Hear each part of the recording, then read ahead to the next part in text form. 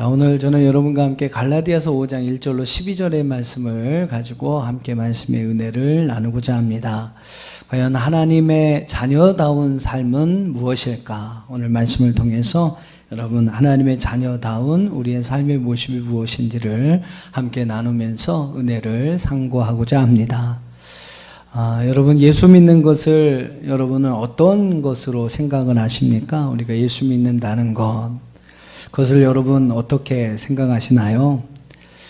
예수 믿는 것은 우리가 조금 더 착해지고, 아니면 우리의 좀 인생이 좀 새롭게 변화되고 개조되고 하는 것, 그것도 여러분 예수 믿는 이유 중에 하나지만 그것이 전부나 중요한 것은 아닙니다. 예수 믿는 것은 또 하나님의 축복으로 또 우리의 모든 부족한 소유가 채워지거나 또 우리가 가진 그러한 소유가 조금 더 늘어나는 것, 또 그 정도를 의미하는 것도 아닙니다. 그런 의미도 여러분 담겨져 있지만 꼭 그것으로 예수 믿는 것을 제한할 수 이렇게 축약할 수는 없다라는 겁니다. 우리가 예수를 믿는다고 할 때 여러분 무엇을 믿는 것입니까? 여러분 예수를 믿으면 잘 된다. 예수를 믿으면 부자 된다. 예수를 믿으면 형통하게 된다. 예수 믿으면 자녀들이 잘 된다. 예수 믿으면 평안하다. 예수 믿으면 기쁘다. 예수 믿으면 사람이 변한다. 새롭게 된다. 여러분 예수님을 믿는다는 것이 이런 것을 믿는 것입니까? 그것은 아니잖아요. 그죠? 예수님을 믿는다고 할 때 우리가 믿는 것은 이런 것들이 아니에요. 예수님께서 바로 내 죄를 위하여 십자가에 죽으셨다는 사실을 믿는 겁니다. 우리가 보통 그렇습니다. 그죠? 예수님을 믿는다고 할 때 그 믿는 것은 무엇을 믿는 것이냐? 바로 예수님이 내 죄를 위하여 십자가에 죽으셨다. 그 사실을 여러분 믿는 것입니다. 내 죄는 예수님 때문에 십자가에서 사함을 받았다. 하나님은 예수님을 통해서 내 죄를 용서하여 주시고 나를 의롭다고 여겨주신다. 이게 여러분 우리가 구원을 얻는 것이죠. 우리는 바로 이 사실을 여러분 믿는 것입니다. 그럼 그렇지 않습니까? 저 예수님을 믿는다고 할 때 이러한 믿음을 이야기합니다. 그런데 여러분 우리의 믿음은 그것으로 끝나지 않습니다. 예수를 믿는 믿음으로 우리는 하나님을 아버지라고 부를 수 있게 됩니다. 요한복음 1장 12절에 영접하는 자, 곧 그 이름을 믿는 자들에게는 하나님의 자녀가 되는 권세를 주셨다라고 말씀하고 있어요. 즉 우리는 하나님의 자녀가 될 수 있는 은혜와 영광을 얻게 되는 겁니다. 이게 여러분 누구에게 이런 은혜가 주어지냐면 예수 믿는 사람에게 주어지는 것이죠. 또 여러분 자녀이면 어떻습니까? 자녀이면 상속자가 되고 자녀이면 아버지 안에서 많은 것을 누리며 살아가게 되는 겁니다. 여러분 왜 금수저 이런 이야기가 나왔습니까? 아버지가 부자니까 태어나면서부터 조금 더 모자람이 없이 그냥 풍족하게 누릴 수 있는 삶을 살아가게 되는 것이죠. 그 여러분 이제 금수저 얘기 아니겠습니까? 아버지의 연봉이 10억쯤 된다면요, 그 자녀들은 그렇게 벌진 않는데, 그 자녀들이 그만큼 버는 것은 아닌데 그만큼의 혜택을 누리면서 살게 됩니다. 왜요? 아버지가 그만큼 버니까, 그죠? 아버지 때문에 자녀도 그만큼의 혜택을 누리면서 살게 됩니다. 여러분 우리 아버지가 하나님이신데 그분은 천지를 만드시고 온 우주 만물을 창조하시고 모든 것을 섭리해 가시는 하나님, 역사의 주관자, 한 인생의 삶의 주관자가 되시는 하나님이신데 그분이 여러분 우리 아버지가 되시면 그분을 통해서 그의 자녀된 우리들은요 더 많은 은혜와 혜택을 누리면서 살아갈 수 있게 된다는 겁니다. 여러분 또 우리는 이것을 믿는 것이죠. 더 나아가서 하나님이 아버지가 되신다고 하는 것은 그의 자녀인 우리들에게 그 DNA가, 유전인자가 물려지는 것을 의미하는 것입니다. 즉 우리는 예수 믿는다고 할 때 어떤 믿음을 또 하나 추가해야 하냐면요, 우리는 하나님의 DNA, 즉 하나님의 형상을 물려받은 자다라는 겁니다. 그래서 여러분 하나님을 닮아갈 수 있는 그런 은혜와 영광을 받은 자들이다. 여러분 자식이면 어떻습니까? 부모의 유전자를 물려받는 거죠. 그리고 그 모습을 닮아가는 겁니다. 그 모습을 닮아가는 거예요. 우리는 하나님의 자녀로서 하나님을 닮아갈 수 있는 놀라운 은혜와 영광을 가진 자들입니다. 여러분 한번 생각해 보세요. 하나님을 닮아간다.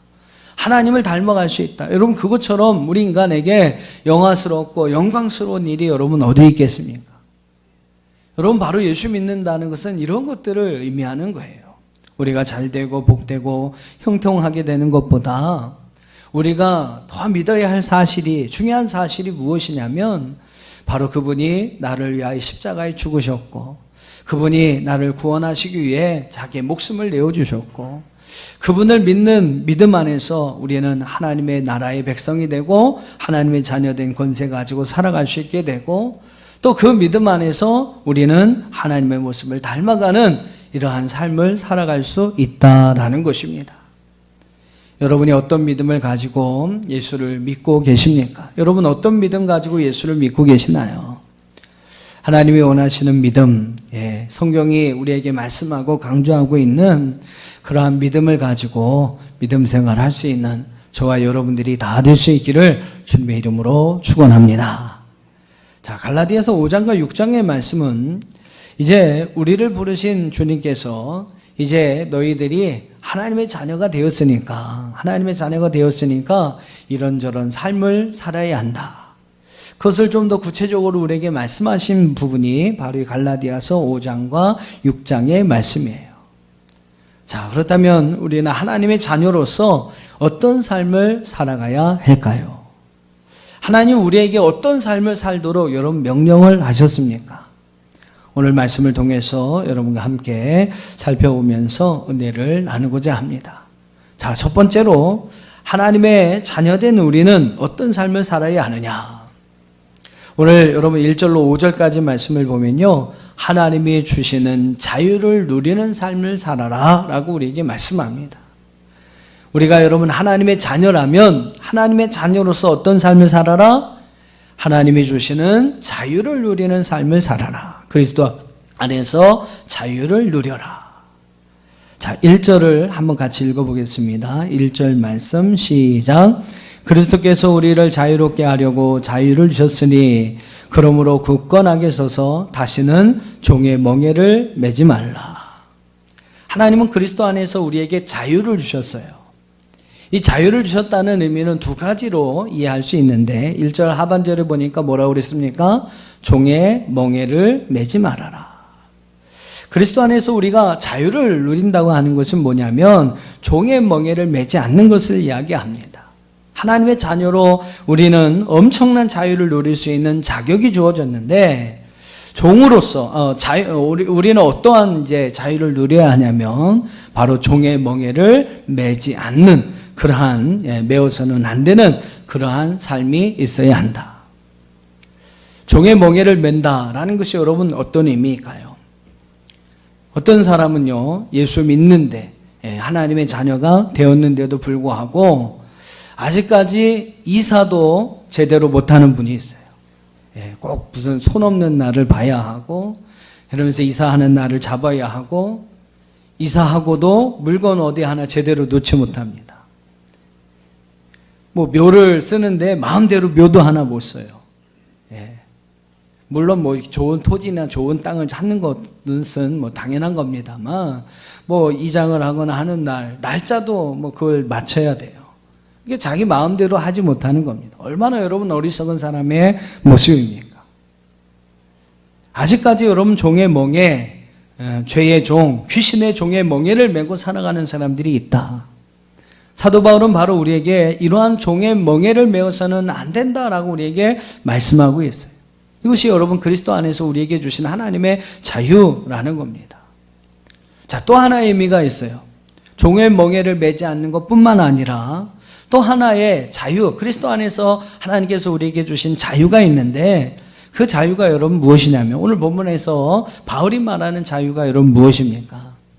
자, 2절 이하의 말씀을 이렇게 보시면 바울이 말하는 자유는요, 율법에 얽매여서 율법의 여러 조항들을 여러분 나가기 위해서 억지로 마음도 없이 그저 형식적으로 예수님을 섬기는 것이 아니라 그렇게 여러분 예수님을 섬기는 것이 아니라 그냥 할 수 없이 율법에 얽매여서 우리 형식적인 어떠한 믿음생활, 신앙생활을 하기 위해서 예수님을 섬기고 예배하는 것이 아니라 그리스도 안에서 하나님께서 우리에게 주신 자유는 예수 그리스도의 십자가의 사랑과 은혜를 기억하면서 기쁨과 감격 속에서 하나님을 섬길 수 있는, 하나님을 예배할 수 있는 자유를 우리에게 주셨다고 말씀하고 있습니다.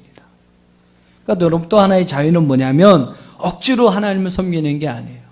억지로 섬기는 게 아니라 기쁨으로, 감격으로, 감사함으로 하나님을 섬길 수 있는 그러한 자유를 주셨다고 사도 바울은 이야기를 합니다. 자, 4절과 5절을 한번 읽어보겠습니다. 자, 본문의 4절과 5절입니다. 시작. 율법 안에서 의롭다함을 얻으려 하는 너희는 그리스도에게서 끊어지고 은혜에서 떨어진 자로다. 우리가 성령으로 믿음을 따라 의의 소망을 기다리노니. 자, 율법 안에서 의롭다함을 얻으려고 하는 이들은 결국 그리스도에게서 끊어지고 은혜에게서 떨어진다라고 이야기를 합니다.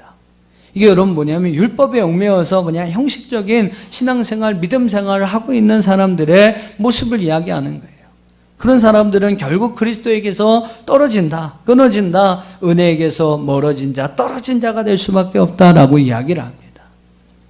하지만 여러분 성령으로 믿음을 따라서, 즉 성령 안에서 우리에게 주시는 그러한 믿음으로 정말로 기쁨과 감사와 감격으로 하나님을 섬기며 사랑할 수 있다면 그가 바라는 의의 소망이 이루어진다라고 성경은 말씀하고 있습니다.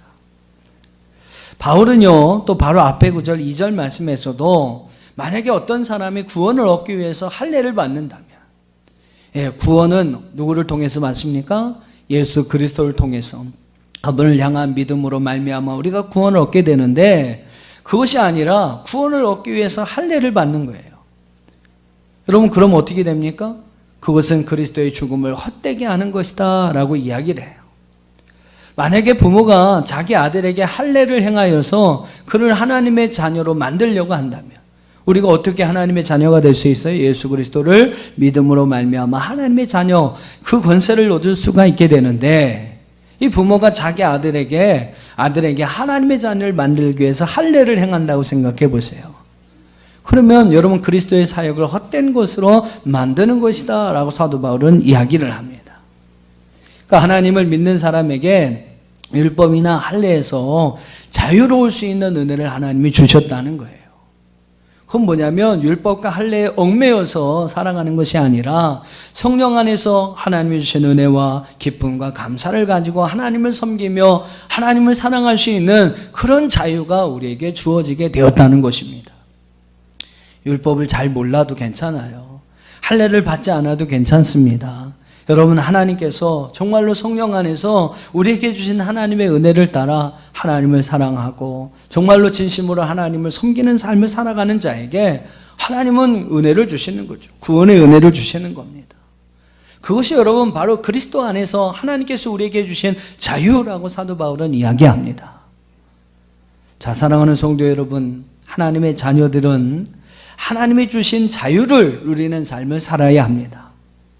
여러분 어떻습니까? 여러분 그리스도 안에서 하나님께서 우리에게 주신 그 자유를 누리는 삶을 살아가고 계십니까? 종의 멍에를 매지 않고 믿음의 삶, 신앙의 삶을 살아가고 있습니까? 율법에 얽매이지 않고 억지로 할 수 없이 형식적으로 하나님을 섬기는 것이 아니라 여러분 성령 안에서 기쁨과 감사함을 가지고 하나님을 섬기며 하나님을 사랑하고 있느냐라는 거예요. 하나님 안에서 우리에게 주시는 이러한 참된 자유를 누리는 그런 삶을 살아가시는 저와 여러분이 될 수 있기를 주님의 이름으로 축원합니다. 자, 두 번째로 성경은 뭐라고 이야기합니까? 하나님의 자녀된 우리들은 사랑으로서 역사하는 믿음을 가지고 살라.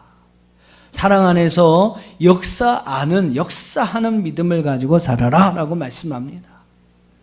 자, 6절을 한번 보세요. 6절 말씀에 기록되고 있는데 같이 한번 읽어보겠습니다. 6절 시작.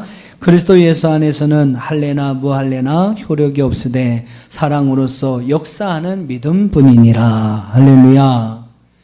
자, 자유민인 그리스도 안에서 자유함을 얻은 우리는, 자유민이 된 우리는요, 우리에게 진정으로 필요한 것이 무엇인지를 알아야 합니다. 우리에게 필요한 것은 할례나 율법이 아니라는 거예요. 바울은 그리스도 예수 안에서는 모든 그런 것들에 효력이 없다라고 이야기를 합니다. 오직 사랑으로서 역사하는 믿음이 중요하다. 6절에서 그 말씀을 하는 거예요. 무할례나, 예수 안에서는 할례나 무할례나 효력이 없다. 오직 사랑으로 역사하는 믿음뿐이다. 자, 여러분, 이 말이 무슨 뜻인가 하면요, 오직 사랑으로 행하라 라는 거예요. 하나님의 자녀들은 오직 사랑으로 행하는 자녀들이 되어야 한다. 하나님을 사랑하고 성도들을 사랑으로 함께 섬기는 삶을 살아라 라는 이야기입니다. 오직 사랑으로 행하라. 로마서 3장 31절, 오늘 새벽 시간에 함께 살펴봤던 말씀인데요, 우리 한번 여러분 화면을 보시면서 같이 한번 좀 읽어보시죠. 로마서 3장 31절 시작. 그런즉 우리가 믿음으로 말미암아 율법을 파괴하느냐? 그럴 수 없느니라. 도리어 율법을 굳게 세우느니라. 여러분, 우리가 자유민이 되었다고 해서 율법이나 뭐 어떤 할례가 효력이 없다고 해서 그럼 그 율법을 파기시켜야 할까요? 사도 바울은 아니라고 이야기를 합니다. 아니다. 하나님을 사랑하면 그는 그 사랑 때문에 오히려 하나님의 말씀, 율법의 말씀을 더 굳게 지켜간다, 굳게 세워간다라고 이야기를 합니다. 부모님을 사랑하면 어떻습니까? 부모님의 말씀을 잘 듣는 거죠. 또 학교에서 선생님을 좋아하면 그 선생님의 말씀을 잘 듣게 되는 거예요. 우리가 여러분 하나님을 사랑하면 어떻습니까? 자연스럽게 하나님의 말씀이 되는 그 율법의 말씀을 잘 지켜가게 된다는 것입니다. 그러니까 바울은 율법을 파기해야 하느냐, 그게 아니라는 거예요. 하나님을 사랑하면 그 율법을 잘 지켜갈 수 있다. 율법의 내용이 무엇인지 몰라도 여러분 하나님을 사랑하는 것이 되면, 사랑하게 되면 그 율법의 말씀들은 자연스럽게 굳게 지켜가고 세워가게 된다는 사실을 이야기합니다. 그래서 여러분, 율법이나 할례보다 더 중요한 것이 바로 하나님을 사랑하는 것이다 라고 말씀하고 있어요. 하나님을 사랑하는 여러분 되시기를 축복합니다. 할렐루야. 자, 또 로마서 13장 10절에서 사도 바울이 이렇게 이야기해요. 한번 같이 로마서 13장 10절 읽어보겠습니다. 시작. 사랑은 이웃에게 악을 행하지 아니하나니 그러므로 사랑은 율법의 완성이니라. 자, 율법의 완성이 사랑은 율법의 완성이다 그랬어요. 사랑보다 여러분 더 귀한 것은 없다. 사랑 안에 모든 것이 다 포함되어 있다. 사랑 안에 율법, 할례, 모든 것이 다 포함되어 있다. 그러므로 여러분 하나님의 자녀들은 무엇보다도 사랑으로 행하는 자가 되기를 힘써라 라고 말씀하고 있는 거죠. 갈라디아서 5장 13절을 한번 보세요. 오늘 본문의 말씀 바로 이어지는 말씀에 이런 말씀이 나옵니다. 갈라디아서 5장 13절, 형제 같이 읽어보시죠. 형제들아, 너희가 자유를 위하여 부르심을 입었으나 그러나 그 자유로 육체의 기회를 삼지 말고 오직 사랑으로 서로 종노릇하라. 하나님 우리에게 자유를 주신 이유에 대해서 13절은 한 가지를 더 이야기합니다.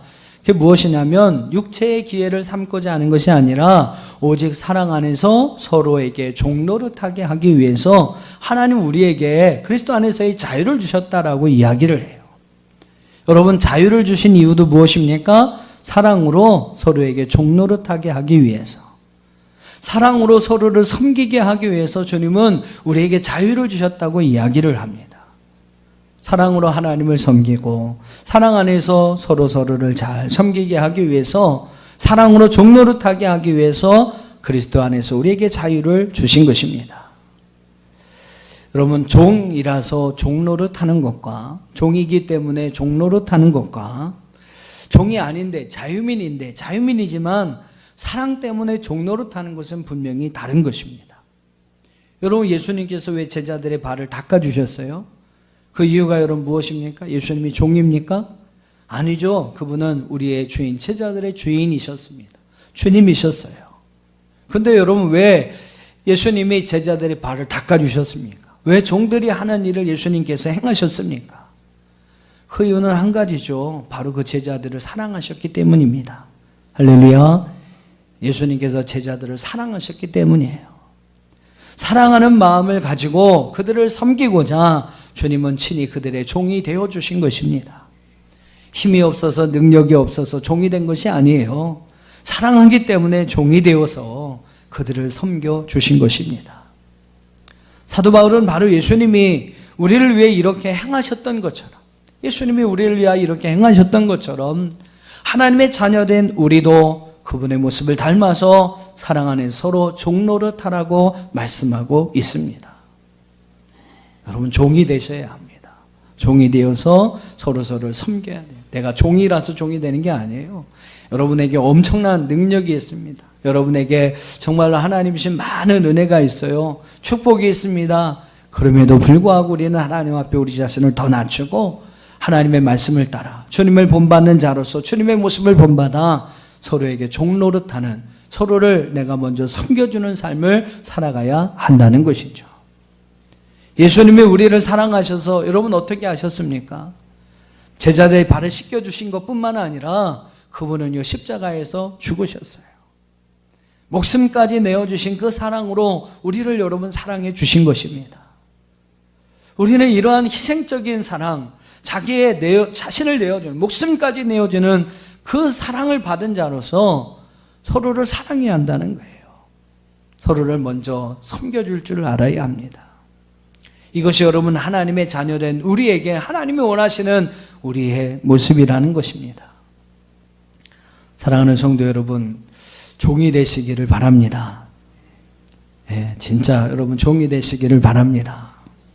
예수님이 우리를 사랑하셔서 종이 되신 것처럼 그분을 사랑하는 자라면, 여러분 하나님을 사랑하고 예수님을 사랑하는 자라면 그분의 말씀을 따라 종이 되기를 힘써야 합니다. 오직 사랑으로 서로 종노릇하라. 이것이 여러분 우리를 하나님의 자녀로 삼아주신 하나님의 명령이고 하나님의 부탁이에요. 나에게 악을 행한 자라 할지라도 우리는 사랑으로 그를 섬겨야 합니다. 나를 핍박하는 자라도 우리는 끝까지 사랑으로 섬겨야 합니다. 원수에게도 우리는 사랑으로 섬겨야 되죠. 오직 사랑 안에서 서로 종노릇하라. 로마서 12장 후반절의 말씀을 보면 참 인간적으로 이렇게 보면, 그 말씀을 참 인간적으로 이렇게 보면 참 열받는 말씀이 나와요. 성경에도 보면 참 열받는 말씀. 여러분은 모르겠지만 그냥 제 성격 안에서 참 이렇게 혈압 오르는 말씀들이 참 많이 나옵니다. 한번 보세요. 로마서 12장 14절 이하 제가 한번 읽어볼게요. 로마서 12장 14절 이하의 말씀 여러분 한번 화면 보시면 같이 따라와 보세요. 한번 잘 보세요. 얼마나 열받을 만한 말씀인가. 너희를 박해하는 자를 축복하라. 축복하고 저주하지 말라. 즐거워하는 자들과 함께 즐거워하고 우는 자들과 함께 울어라. 서로 마음을 같이하여 높은 데 마음을 두지 말고 도리어 낮은 데 처하며 스스로 지혜 있는 채 하지 말라. 아무에게도 악을 악으로 갚지 말고 모든 사람 앞에서 선한 일을 도모하라. 할 수 있거든 너희로서는 모든 사람과 더불어 화목하라. 내 사랑하는 자들아, 너희가 친히 원수를 갚지 말고 하나님의 진노하심에 맡기라. 기록되었으되 원수 갚는 것이 내게 있으니 내가 갚으리라고 주께서 말씀하시니라. 내 원수가 줄이거든 먹이고 목마르거든 마시게 하라. 그리함으로 내가 그 숯불을 그 머리에 쌓아 놓으리라. 악에게 지지 말고 선으로 악을 이기라. 여러분 어떻습니까? 이 말씀을 들으면서 어떤 생각이 좀 드십니까? 솔직히 저는 이 말씀을 읽으면 조금 열받아요. 막 혈압이 조금 올라요. 야, 이렇게 멍청하게 살아가는 인간이 있을까? 얼마나 여러분 어리석고 멍청한 인간의 모습입니까? 그렇죠? 박해하는 자를 위해 축복해라. 쫓아가서 한 대 팍 때려도 시원찮을 텐데 나를 박해하는 자를 축복해라. 막 저주를 쏟아부어도 그렇죠? 시원치 않은데 저주하지 말고 축복해 주라는 거예요.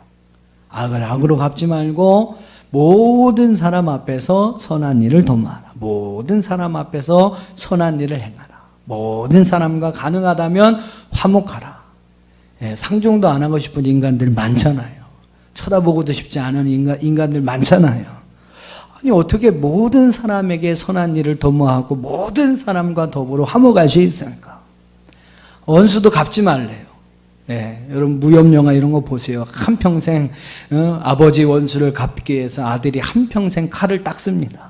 예, 원수 갚는 게 여러분 집안 대대로 하나의 맡겨진 역사적인 사명이 되잖아요. 원수 갚지 말래요. 그것도 열받는데, 그죠? 예, 원수가 줄이거든 먹여주고, 목마르거든 마시게 하고. 아유, 속 터집니다. 그죠? 속 터져요. 예. 어떻게 이렇게 살라는 말인가? 예, 악에게 지지 말고 선으로 악을 이겨라. 여러분, 솔직히 이런 삶을 살면 어떨까요? 예, 저는 아마, 당뇨도 치수도 조금 올라가는데, 혈압까지 올라가서 저는 아마 제 명에 못 살 것 같아요. 근데 여러분 안 죽는데 그래도 안 죽는다는 거. 그렇게 살아도 우리에게 손해가 될 것 같은데 하나님 안에서는 아니라는 겁니다. 안 죽는다는 거예요. 예, 혈압 올라서 안 쓰러진다는 겁니다. 하나님은 우리에게 하나님의 자녀된 은혜를 가지고 이런 삶을 살 것을 말씀하고 명령합니다. 사랑 안에서 서로 종노릇하며 살아라. 그리고 여러분 이렇게 사는 것이 역사하는 믿음이라고 이야기를 합니다. 이게 여러분 중요해요. 이렇게 사는 것이 서로에게 종노릇하는 삶을 사는 것이 역사하는 믿음이라고 말씀합니다. 여러분 기적을 행하고 예수의 이름으로 귀신을 쫓아내고 막 질병을 고치고 하는 일마다 잘 되고 복되고 형통하고 여러분 이것이 믿음 안에서 행하는 역사가 아니라는 거예요. 역사하는 믿음이 그걸 행하는 것이 역사하는 믿음이 아니라는 겁니다. 여러분 진짜 큰 믿음, 하나님의 역사를 나타낼 수 있는 진짜 큰 믿음은요, 사랑 안에서 서로 종노릇하는 믿음이라는 거예요. 사랑으로 서로 섬겨주는 거기에 역사하는, 하나님이 역사하시는 믿음이 있다고 성경은 말씀합니다. 여러분 진짜 큰 믿음을 가지신 분이 누굽니까? 바로 여러분 예수님 아니십니까? 예수님에게는 엄청난 믿음을 가지고 계신 분이에요. 그분은 자신을 십자가에 못 박아 죽인 그들을 위하여, 예, 십자가에서 그냥 모욕과 수치와 그러한 굴욕을 당하게 했던 그들을 위해서 친히 십자가에 못 박아 죽으신 분이 바로 예수님이십니다. 원수를 사랑한 것 이상으로요, 그 원수들을 위하여 자기의 목숨과 생명을 내어주신 분이 바로 예수님이세요. 여러분 그와 같은 믿음, 그처럼 큰 믿음을 가진 분을 어디서 볼 수 있겠습니까? 여러분 예수님은 그런 믿음을 가지셨던 분이시기에 진정 하나님의 아들로 역사하시는 믿음을 행하셨다는 거예요. 예수님이 죽은 자도 살리시잖아요. 병든 자도 고치시잖아요. 귀신도 내어 쫓으시잖아요. 상한 마음을 가진 자들 하나님 위로하시고 치료하시잖아요. 성경을 보세요. 예수님은 공생의 기간 동안 예수님은 놀라운 기적을 행하셨습니다. 여러분 종이 될 수 있는 마음, 섬길 수 있는 마음이 있기에 하나님께서는 그 예수님에게 이러한 역사하는 믿음을 주신 줄로 믿습니다. 많은 사람들이 역사하는 믿음, 큰 믿음을 갖기를 원합니다. 하지만 그 비밀은 잘 몰라요. 어떻게 하면 우리가 그 역사하는 믿음을 가지는지를 몰라요. 막 기도한다고 그래서 뭐 몇 시간 기도한다고 그래서 역사하는 믿음이 생기는 게 아니라는 겁니다. 그 믿음, 역사하는 믿음이 우리가 그 믿음을 가질 수 있는 가장 중요한 비밀을 오늘 성경은 말하는데요, 바로 서로 사랑 안에서 종노릇할 때, 내가 먼저 자신을 낮추고 내가 먼저 그 사람 몸에 종이 되고자 할 때, 종으로서 먼저 섬기는 삶을 살고자 할 때 하나님 우리에게 역사하는 믿음을 주신다고 말씀하고 있습니다. 사랑 안에서 서로에게 종노릇 하셔서 여러분 종으로 먼저 섬기는 삶을 살아가셔서 여러분 하나님이 주시는 이 역사하는 믿음을 소유하시는 저와 여러분이 될 수 있기를 주님의 이름으로 축원합니다. 자, 마지막 세 번째로 오늘 7절 이하의 말씀에서 하나님은 하나님의 자녀들은 우리의 믿음을 흔드는 것을 배워버릴 수 있어야 한다라고 말씀합니다. 우리의 믿음을 흔드는 것들이 있어요. 우리의 믿음을 흔드는 것들이 있는데 그 믿음을 흔드는 것을 스스로 배워버려야 한다라고 말씀합니다. 이게 하나님의 자녀들의 삶의 모습이라는 거죠. 자, 7절과 8절을 한번 읽어보세요. 7절 8절입니다. 시작. 너희가 다름질을 잘 하더니 누가 너희를 막아 진리를 순종하지 못하게 하더냐. 그 권면은 너희를 부르신 이에게서 난 것이 아니니라. 자, 바울은 갈라디아 교회 안에 잘못된 권면을 전하는 이들이 있음을 알고 있었어요. 그래서 너희가 다름질을 잘하고 있느냐, 누가 너희를 막아서 진리를 순종하지 못하게 하느냐, 그런 사람들이 누구냐라고 그들에게 묻습니다. 자, 이어지는 말씀 보세요. 바울은 그들의 위험을, 그러한 이들의 위험을 누룩에 비교합니다. 9절, 적은 누룩이 온 덩이에 퍼지느니라. 나는 너희가 아무 다른 마음을 품지 아니할 줄을 주 안에서 확신하노라. 그러나 너희를 요동하게 하는 자는 누구든지 심판을 받으리라. 나는 너희들 믿는다. 너희들이 그렇게 흔드는 자들이 있을지 몰라도 너희들이 흔들리지 않을 것을 나는 믿는다. 요동하지 않을 것을 믿는다. 하지만 요동하는 자는 반드시 심판을 받을 것이다. 그리고 그 요동하는 자들로 인하여 함께 심판을 받는 자도 역시 그들과 함께 심판을 받게 될 것이다. 그러면서 여러분 12절에서 강력하게 이렇게 권면합니다. 12절을 한번 같이 읽어보시죠. 12절 시작. 너희를 어지럽게 하는 자들은 스스로 베어버리기를 원하노라. 너희를 어지럽게 하는 자들, 너희의 믿음을 흔드는 자들, 그들을 스스로 베어버리기를 원하노라. 여러분, 이단의 어떤 유혹의 문제들, 이것은 여러분 앞으로 우리가 종말을 향해 나아가면 나아갈수록, 주님의 오시는 날이 가까이 오면 가까이 올수록 우리 믿는 하나님의 자녀들에게 있어서 정말로 중요한 문제가 될 것입니다. 이 이단의 흔들리는, 요즘도 여러분 심각하잖아요. 이단의 문제, 거짓 선지자의 문제, 거짓 선생 교사의 문제. 이거 여러분 상당히 중요한 문제, 앞으로 더 중요한 문제, 더 중요한 이슈가 될 거라는 거예요. 베드로전서 5장 8절과 9절에 보면 이런 말씀이 나옵니다. 근신하라, 깨어라, 너희 대적 마귀가 우는 사자같이 두루 다니며 삼킬 자를 찾나니. 9절 읽어보시죠. 시작. 너희는 믿음을 굳건하게 하여 그를 대적하라. 이는 세상에 있는 너희 형제들도 동일한 고난을 당하는 줄을 알미라. 여러분, 우리가 근신하고 깨어 있어야 합니다. 왜요? 우리를 대적하는 마귀는요, 지금 우는 사자와 같이 두루 삼킬 자를 찾고 있다고 이야기를 해요. 그들은 우리를 유혹해서 교회에게서, 믿음에게서, 하나님에게서 우리를 멀어지게 하려고 많은 고난을 준다라고 이야기를 합니다. 점점 여러분 시대가 종말을 향해 가까이 갈수록 그 마귀들은 더 역사하게 되겠죠. 많은 고난을 성도들에게 줄 것입니다. 그리고 고난을 통해서 마귀는 우리를 넘어뜨릴 거예요. 배고픈 굶주린 그러한 사자와 같이 두루 성도들을 찾아다니며 삼킬 자를 찾고 있다라고 말합니다. 여러분, 우리는 자칫 잘못하면, 늘 근신하여 깨어있지 못하면 우리는 마귀의 밥이 될 수밖에 없는 거죠.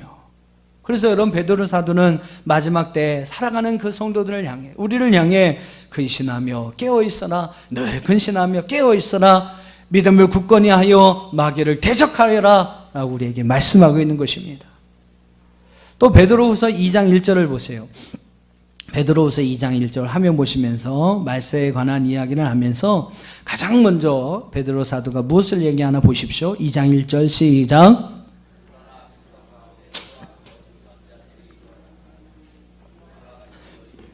거짓 선생들이 있으리라. 그들은 멸망하게 할 이단을 가만히 끌어들여 자기들을 사신 줄을 부인하고 임박한 멸망을 스스로 취하는 자들이라.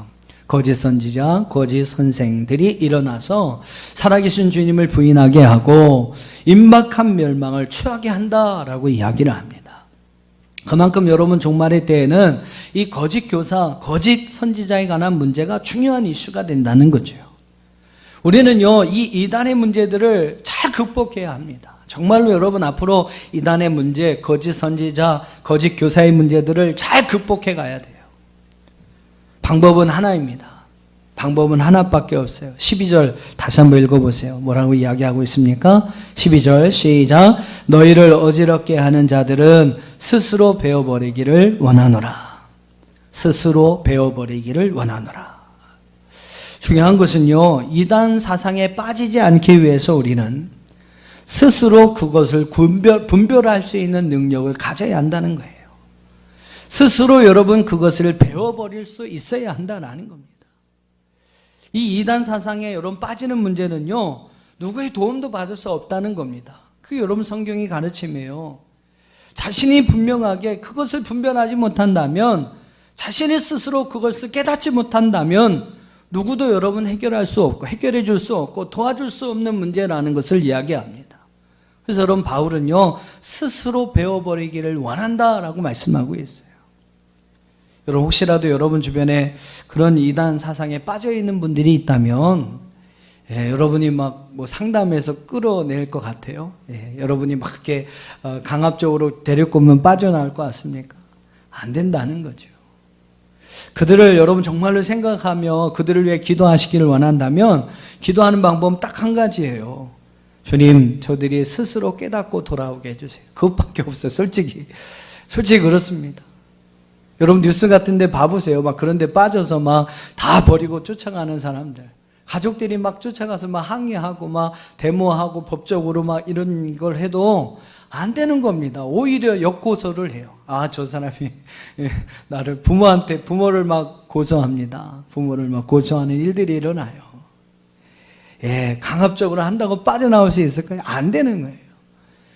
여러분, 그들이 스스로 깨닫고 그것을 배워버리기 전에는 안 된다는 거예요. 안타깝지만 우리가 기도할 수 있는 것은 그것밖에 없습니다. 먼저 기도하실 때는요, 우리 주변에 사랑하는 이들이 그런 이단 사상들을 잘 분별하여서 그들을 멀리할 수 있도록 해달라고 기도해야 되고, 혹시라도 빠져있는 이들이 있다면 오늘 12절 말씀과 같이 주님, 그들이 스스로 그들의 믿음을 어지럽게 하는 자들을 배워버릴 수 있도록 깨달을 수 있는 은혜를 주세요. 깨닫고 스스로 배워버리고 그곳에서 빠져나올 수 있게 해달라고 우리는 여러분 기도해야 한다라는 겁니다. 이단 사상, 거짓 선지자에 관한 것뿐만 아니라 우리의 믿음을 흔드는 것들도 있어요. 여러분 그렇지 않습니까? 우리의 믿음을 흔드는 것들이 있습니다. 여러분 아시잖아요, 그죠? 내 믿음을 흔드는 것이 있다. 내 믿음을 흔드는 것이 무엇인가? 누구보다도 여러분 자신이 그것이 무엇인지를 잘 알고 계실 것입니다.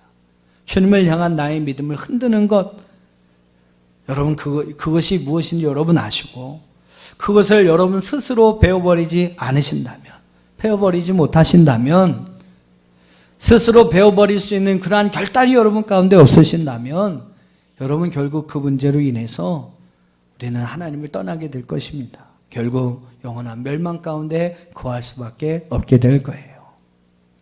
한번 고민 좀 해보세요. 나의 믿음을 흔드는 것이 무엇인가? 너희를 어지럽게 하는 것들은 스스로 배워버리기를 원하노라.